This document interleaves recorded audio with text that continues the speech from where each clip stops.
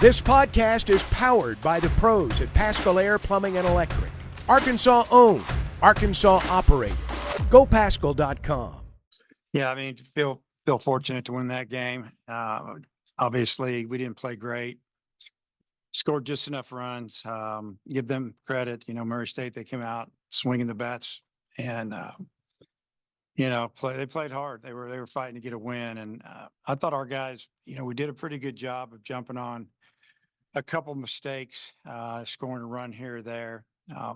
Good to see Souza, freshman, come through with the home run that tied it up. It really the base it up the middle again after fighting and punched in a couple more runs. Thought he had a really good couple of days, and Molina did a nice job giving us the opportunity early to to stay in the game and get the lead after we finally scored there in the third. I think didn't maybe walked one, struck out 9 or 10, and he had good stuff. He didn't have his best stuff, but changeup was good. Made a couple mistakes, and their hitters, they got to the point where they started sitting on his changeup a little bit, and then we started mixing more fastballs. But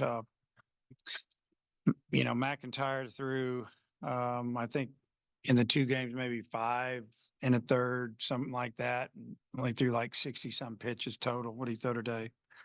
43, 53 pitches or something. So really good job by Mac. Obviously, we'll give him Tuesday off, but feels good to win 3, especially when we didn't play very well today, and we still found a way to win because our pitching did a nice job. And we hit just enough. Dave, how much do y'all talk about or practice the infield fly rule, and just what was your perspective of that play? Yeah, we couldn't even hear the umpire call it in the dugout. The players heard it, so they knew he was out. So basically, the way the rule reads, obviously, is if runners try to advance, it's at their own risk. I think that's the way it reads, and they did. And so it wasn't a forced play, I don't think, anymore. He had to tag him. We were screaming as loud as we could for him to tag him, not to just step on the plate. So haven't been involved in one like that in a while. A little confusing when the ball went in the air. The first thing I said was, yeah, that's an infield fly rule. But then when the ball hit the ground, started running away from people, I was kind of getting a little on edge. But give credit to the guys. They didn't panic, even though they probably couldn't hear a word we were saying. The crowd, the wind, and they knew how to get that last out. And you mentioned Souza in your open there. Was starting him again today, was that maybe just kind of a reward for his hit yesterday? And then just how nice is it to have a freshman like that perform like that? Yeah, it was a little bit of a reward. We felt like that, just let him go up and hit with that little slice. And when you drive the ball left-handed, you have a chance to get one out. And sure enough, he did it. He's played solid defense, really good runner. He just felt like that he deserved to get another game in back to back. And, I don't know. It's fun to watch freshmen that have success, and you can play them this year, you can build around them for the future. I think Will now he's logged the most innings for you guys out of any pitcher. Just how good has he been, not only this weekend but overall, and especially in those important spots like when he came in today and got you out of that jam. Yeah, I mean, to have an older guy in those tight situations, whether it goes good or not, it seems like the right thing to do. We'll try to keep an eye on him and get some other guys in there, but it just he didn't throw 10 pitches the other day, and he really wanted to get it back out there today. We didn't know if he was going to give us an inning, 2 innings, and he felt really good. He had a quick eighth inning for the most part, except we didn't catch a ball, and you just felt like, let's just go let him get back out there in the ninth. And first 2 hitters, he got through them real quick, and then that leadoff man there's a really good player. Obviously got a hit and it got a little interesting, but it's really good to have a veteran like that eat up a lot of innings. Is there a different confidence this year with Mason being your Sunday guy? I mean, there's not a lot of Sunday third game guys like him in the country. Yeah, he's hard to square up. He pitches. He's a good pitcher, throw the ball 90, 92, 93, good changeup. Today his breaking ball was just okay. So he basically went with that 2-pick type mix. He threw a couple sliders that were good. Yeah, it gives you a lot of confidence going into Sunday when you got some veteran type guys that are going to be on the mound. Yeah, Dave, I guess his strikeout ratio, 37 strikes on 43 pitches. That's kind of ridiculous. What you think of that? Yeah, that's amazing. I didn't realize that. I mean, that strike percentage is something else. Some of them were strikes they took, some of them were pitches they thought were strikes that were out of the zone, and that's what a good pitcher can do to you. They fool you a little bit, and yeah, I mean that's amazing. 37 out of 43 or whatever you just said. That's just awfully good.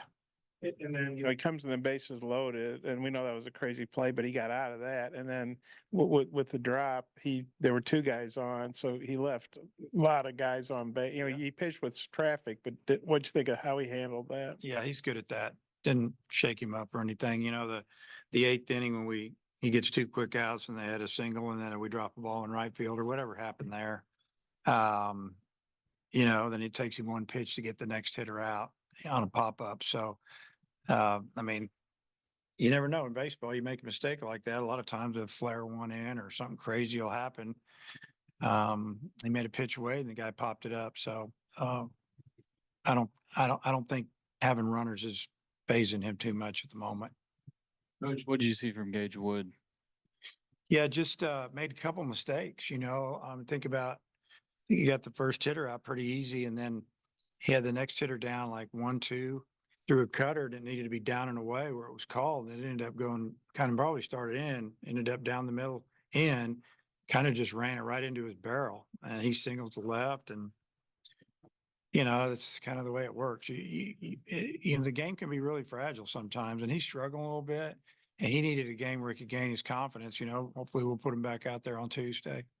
You said yesterday that you were a little worried about the wind today. Did it affect you as much as you thought it would? Yeah, obviously. Right fielder kicked once because of it. It affected their team just as much, really. I think we took advantage of one of their miscues out there, and they didn't take advantage of ours on the drop ball and right. They took advantage of the ground ball to first, where you had 2 options there. Throw to home, he's out easy because you're kind of moving that way. If you're going to get it out at second, try to turn the double play, you got to make a good throw. And neither of those happened. And, I think that was the inning that maybe that we had the pop up that got a little nutty. But, like I said, I feel fortunate to win the game. I didn't feel good about what I just saw really, except for Will and a couple of guys swinging the bat. Other than that, it wasn't great. Jared snared that liner out of the air to win the game. Has he kind of slowly become like the captain of the infield defense, or Well, we knew he was a really good defender. He's made a couple errors, at least in on paper. That's what it says. He's a good defender. He can play all 3. He can play all 4 positions. As a matter of fact, I told him before the game, since I was DH and our first baseman that's always out there, McLaughlin, that if I needed to pinch hit, bring in a left-hander, hit for Wagner, that he might have to go in and play first. And his comment to me was, I played there a lot. So he could play anywhere. And so is he a captain on the infield? I don't know. He doesn't say a whole lot. Most guys from Philly say a lot. He doesn't say a whole lot. I kid him all the time about it. Yeah, Dave, y'all aren't clicking on offense like maybe you would hope, but y'all are not striking out very much at the plate. Is that a good thing? Like, does that maybe give you hope moving forward? Yeah, just like I don't think we had a sack fly until the last couple of days. Now we have 2 that I know of, and we've hit into a couple double plays that have scored runs. But at the time we just needed to add on. Hopefully, in the next few days or in the next week or 2 before we start conference play, we start putting together some big innings there. But we are putting the bat on the ball and advancing runners. We're just doing the little things there that is helping us win games while our pitching's really, really good right now. The offense will get there. BetOnline is your #1 source for all your betting needs. Get the latest odds, lines, and matchup reports for baseball, boxing, golf, and more. BetOnline continues to be the fastest and easiest way to place your wagers, including live betting and your favorite casino and card games available to play right from your phone. Head to the website or use your mobile device to sign up today and get in on the action. Remember to use our promo code BELIEVE, that's BLEAV, for your 50% welcome bonus on your first deposit. Bet online, where the game starts.